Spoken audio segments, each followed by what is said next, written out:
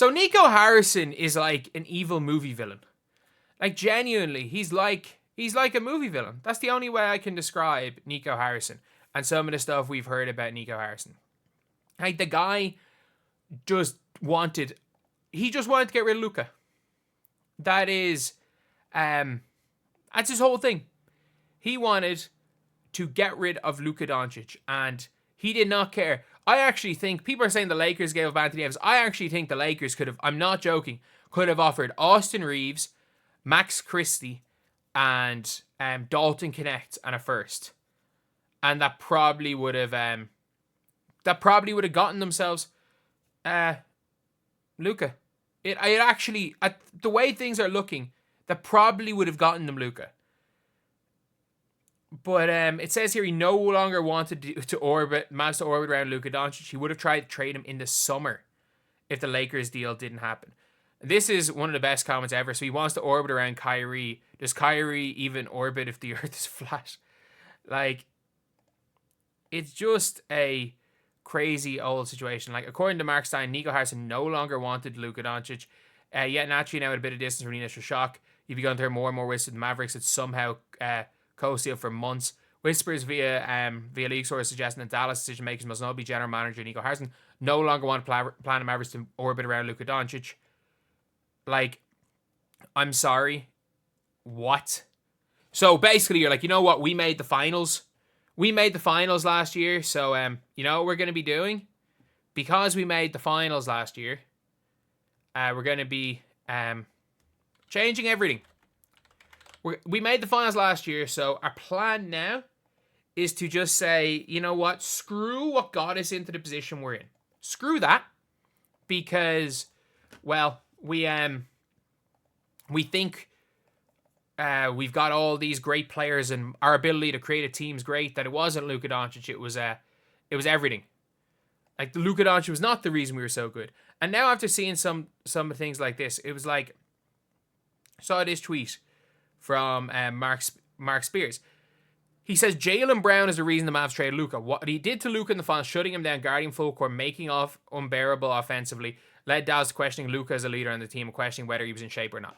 Man, Luka Doncic was on... By the way, first of all, Luka was not the worst player on the Mavs in the finals. Luka is the only reason they won a game. I mean that. He's the only reason they won a game. So let's just say, was Luka great in the finals? No. By his standards, no. So, Luka Doncic plays nearly 40 minutes a game, averaging 35, 9, and 9, to have the greatest regular season of all time to not win an MVP. You might be saying Kobe in 06, but Luka had a better individual season than Kobe in 06. He had the best individual season of all time to not win an MVP. And he then had to carry the team on his back so badly that he was hurt going into the playoffs and had to play hurt for the entire playoffs. And by the finals, this is what the man looked like. This is what the man looked like in the finals. This is Luka in the finals. He wasn't supposed to be playing his trio like garbage because he wants to win. Genuinely. Who's at fault if he wasn't conditioned to keep his body in great shape? He literally, his knees were bleeding. I'm sorry, there's no amount of off-season conditioning that would have stopped whatever the hell happened to Luka last year. Like, Luka was the amount, and by the way, people are like, the amount of miles Luka puts in his body. They don't want him to play all. They're like complaining, saying he won't play out in the off season. The ironic thing is that people are always talking about how Luka Doncic.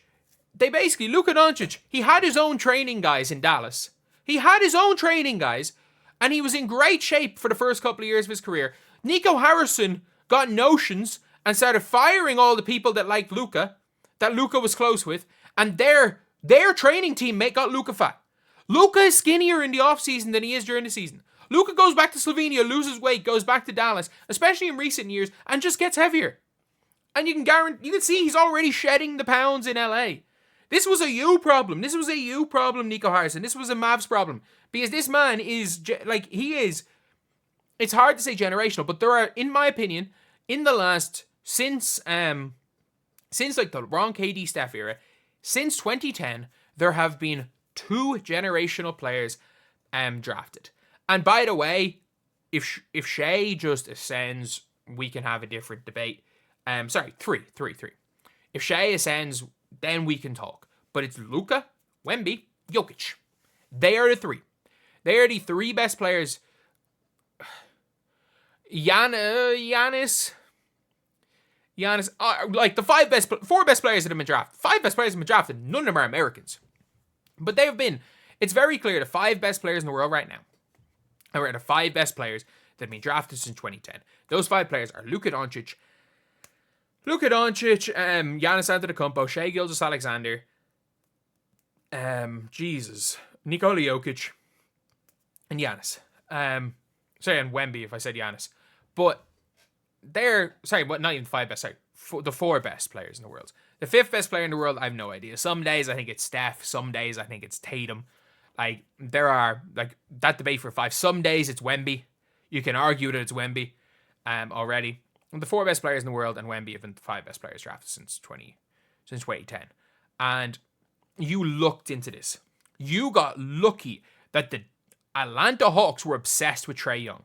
You got lucky that Stephen A. Smith, that the Phoenix Suns, listen to the I don't give a damn about this kid from Europe, that the Phoenix Suns bought into the DeAndre Ayton hype. I was so low on DeAndre Ayton going into that draft.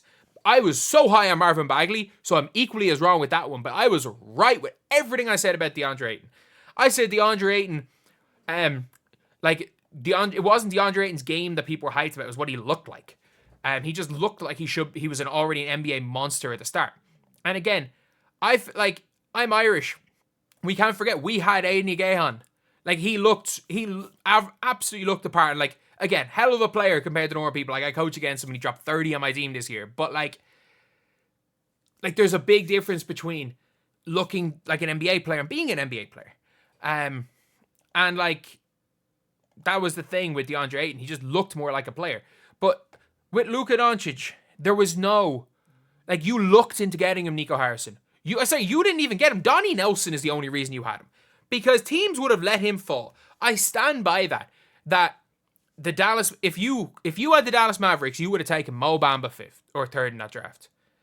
You would have taken Mo freaking Bamba, wouldn't you have? You would have taken Mo Bamba. I'm telling you. You would have stayed... You would have stuck on the 5th pick, not traded up. The Hawks would have still got Trae Young. The Grizzlies still would have got Jaren Jackson Jr. And you would have taken Mo Bamba. I just know it. Because that's how you can see with him. You can see with all that stuff. He would have had a meeting with Luka Doncic. If you ever heard the Rachel Nichols meeting that she met him in, I think it was Rachel Nichols, maybe it was someone else, that they met him in Spain and they went and had dinner and he had extra queso with his meal. That would have happened. And you immediately would have been like, oh, he doesn't take his body seriously. He's a risk to take at 5. You just know it. You just know based on his thing. Luka Doncic carried you to the final. He wanted one miniature can of beer. One mini can of beer, and you walk up to him and yank it off him. This is you, Nico Harrison. This is you. You are going to fumble the best thing that happened to the Mavs franchise ever. And I mean that. Yes, Dirk Nowitzki won a ring in Dallas. Dirk Nowitzki will always be the legend in Dallas. He will always be the Dallas Maverick. He'll be always the greatest player in franchise history. But who is the best player? In a vacuum, take away accolades, just say who is the best. It's like the argument of, like, say, no one will ever be a greater Heat than Dwayne Wade, but LeBron is the best player to ever play for the Heat.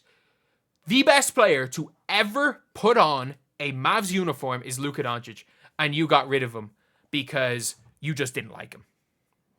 And I cannot wait. It's probably not going to be this year. I cannot wait until the Dallas Mavericks go back into the poverty that they were post Dirk's prime for a couple of years before they got Luka Doncic. Can't wait till they go into that poverty. And they're there scraping for top picks in the draft because Donnie Nelson's no longer there. He's no longer there. Mark Cuban's no longer there. Free agents don't want to go to Dallas. And you become the new Charlotte Hornets. I cannot wait till you become the new Charlotte Hornets. It's because it's going to happen. It's going to happen. And again, people being like, I'm a Mavs fan. No. I'm a Heat fan. But I really like Luka. I've watched Luka Doncic play since he was 16 years old at Real Madrid. So I'm a big Luka Doncic fan. I cannot wait until Luka Doncic is freaking lifting the Larry O'Brien trophy with the Lakers. Because even if it doesn't work out currently, free agents always want to go to LA. And that man is one of the 3 best basketball players in the world. Cannot wait till he's winning titles while you guys are in the, I don't know, tank for Kendrick Perkins' 10-year-old son. I don't know. I don't know who's going to be coming up in 5 years, in like 7 or 8 years. But anyway, I'll see you guys.